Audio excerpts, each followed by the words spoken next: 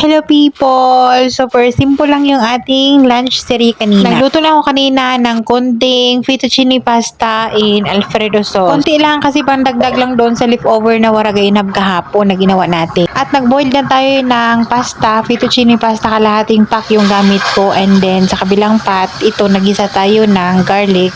Sinunod natin yung isang chicken breast lang yung gamit ko dyan. Konti lang kasi yung mga batang ito, pasta lang yung kakainin. Yung chicken, iiwan nila. Then, nag-add ng cooking cream. Naglagay tayo ng 2 tablespoon ng cream cheese spread.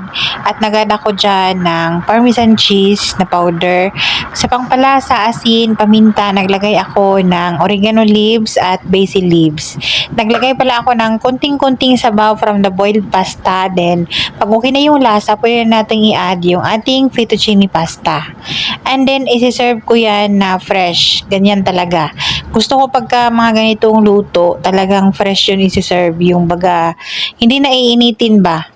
Isi-serve agad. Masarap lalo yan pag may mushroom. Kaso lang yung bata ditong isa ay hindi kakain ng merong mushroom. At ininit ko na din itong leftover na waragainab kahapon, pati yung sauce. That's it and let's eat.